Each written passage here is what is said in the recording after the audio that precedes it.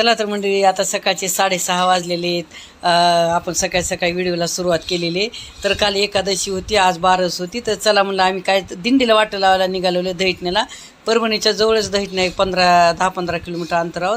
तर नामदेव नरशी परभणी जिल्ह्यात आहे. तर ते नरशीची दिंडी दरवर्षी दहिटण्याला जाते, म्हणजे पोखरणीला मुक्कामाला थांबते आणि दहिटण्याला जाते. तिथं चहा पाणी जेवणाचं. तर चला आम्ही दरवर्षी जातो, याही वर्षी निघालोत. तर आम्ही बसनं गेलो, आमच्या गावावरून परभणीला बसमधून उतरलो. आणि थोडंसं तिथं परभणीच्या बसस्टँडला आम्हाला एक ते 10 ते 15 मिनटं लागले. लवकर दहिटण्याला जाण्या गंगाखेड मार्गे गाडीच लवकर आली नाही. थोडंसं तिथं बसलोत वगैरे. मग कसं ते 10-15 मिनटं बसल्याच्या नंतर गाडी आली. आणि दिंडी कशी लवकरच निघते, 9 वाजता दहिटण्यात पोहोचते म्हणून आमची थोडीशी चालू होती घाई. चला एकदाशी गाडी आली, गाडीत बसलो. आणि आम्ही तिकडं दहिटण्याच्या फाट्यावर गेलो होतो. 5 दिंडी येऊन बसली होती. आणि दहिटण्याच्या फाट्यावर नाही का तिथले हॉटेलवाले लोक चहा पाणी करतात तिथं. त्यापास सगळे रोडलाच बसले होते. आणि सकाळ नाही का मंडळी, इथं ऊन खूप पडलेले. आता पाऊसच नाही आहे, 3-4 दिवसात सुरुवातीला पडला. तर उन्हाळ्यातल्यासारखं ऊन आहे. सगळे रोडला थांबले होते. चहाच्या ऐवजी हॉटेलवाल्याने सगळ्या कॉफी ठेवली होती सगळ्यांना. आम्ही गेलो होतो. हे जे महाराज आहेत ना म्हणजे आम्ही दर्शन गेलो. तिथे आमच्या गावामध्ये गाव समाजाचा भागवत कथा असते, ज्ञानेश्वरी पारायणालाही असतात दरवर्षी. मग त्यांची आमची चांगली घसर झालेली आहे. आणि मग चला दर्शन वगैरे घेतले. आणि काय बायका मागं राहिलेल्या होत्या ते विचारू लागले. आणि त्यानंतर आम्ही मस्तपैकी पालखीचं, नामदेव महाराजाच्या पालखीतलं दर्शन घेतलं. आणि वारीतल्या सगळ्या भक्तमंडळी पाठीमाग बसली होती. आणि ही दिंडी लहान नाही, कमीत कमी 1 ते 1,500 असतात वारी भक्त या दिंडीमध्ये. तर सगळे मस्त सगळे चहा कॉफी चालू होते घेणं. मग आम्ही सगळ्यात थोडासा व्हिडिओ शूट केला, थोडा इकडं तिकडं थोडंसं मस्तपैकी. आणि छान. आणि मग एका बाजूला उभं राहिलो. आता इतक्या जणाला कॉफी चहा म्हणलं थोडंसं वेळ लागणं, 15-20 मिनिट. तर सगळं चालू होती लगभग सगळ्यांची. कारण ही दिंडी पोखरणीला मुक्कामाला येते नरशिहून. आणि पोखरणी निघाली ती पोखरणी ते दहिटणं थोडंसं अंतर आहे वगैरे 2-3 किलोमीटर. तर तिथे चहा पाणी झालं. नंतर फाट्यावरून या गाव 1-1.5 किलोमीटर अंतर गावात जाणार होती. मग तिथे चहा पाणी वगैरे घेतलं सगळं. थोडंसं आम्ही व्हिडिओ पण शूट केला. आणि नाही का म्हणजे आम्ही हे खूप वर्षाचं, आम्ही 10-12 वर्षापासून जातो आहे दिंडीला वाटं लावायला. कारण नाही का ते महाराजांचं ज्ञानेश्वरी पारायण असतं आमच्या गावात. तर आम्ही काय करतो, आमचा जे ग्रुप आहे ना भजनी मंडळ 10-12, 10-15 जे काय असेल त्यांनी आम्ही वर्गणी जमा करतो. तर म्हणतात ना आपल्या अन्नदानामध्ये थोडंसं आपला सेवेचा वाटा व्हावा, फुलण्या फुलाची पाकळी म्हणतात ना. तर आम्ही काय करतो, ग्रुप आमचा भजनी ग्रुप जसं घडेल तसं कोणी 100, 200, 500, 1000 अशा आम्ही वर्गणी जमा करतो. आणि महाराजांजवळ देतो अन्नदानामध्ये टाकायला. चला म्हणलं तेवढंच आपलं थोडंसं पुण्याचा वाटा म्हणा. त्यामुळं आम्ही काय करतो, वर्गणी जमा करून महाराजांना देतो. आम्ही दिंडीला वाटा लावायचो. तर कॉफी चहा पाणी झाल्यानंतर आम्हाला पण आग्रह केला त्यांनी. मग आम्ही पण थोडंसं एका बाजूला बसून कॉफी वगैरे सगळ्यांनी घेतली आणि निघाली दिंडी.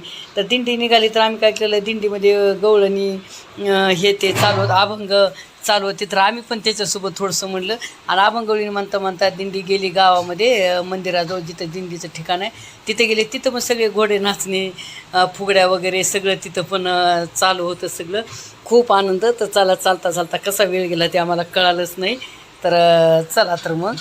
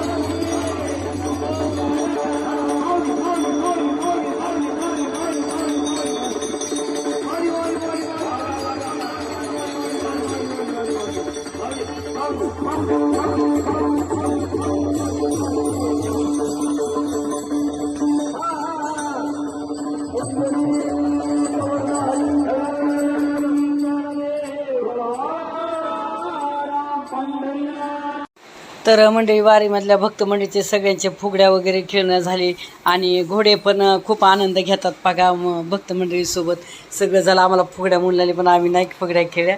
तर बघत राहिलो, मस्त सगळा आनंद घेतला आणि नंतर आम्ही काय केलं, देवदर्शन सगळ्या मंदिरातले चला म्हणलं घ्यावं म्हणलं. तोपर्यंत वारीतले भक्त मंडळी पंगत बसली होती त्यांची. म्हणलं चला त्यांची पंगत झाल्याच्या नंतर आपण बसवा पा. इकडं स्वयंपाकाची पण आचार्यांची लगबग चालू होती आणि सगळे वाढणारे तरुण पिढी सगळी इकडं हे पंगत बसली होती, त्यांना वाढायची लगबग सुरू होती.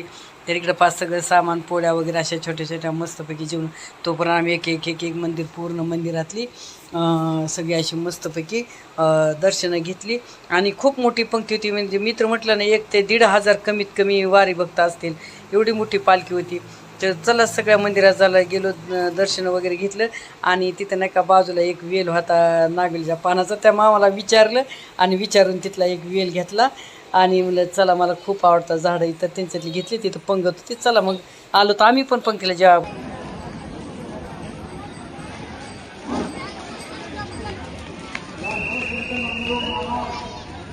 तर नामदेव महाराजाच्या पालखीला आम्ही मस्त जेवणं केली, थोडा आराम केला ते आणि निघाले रवाना त्यांच्या दिशेने पंढरपूरच्या.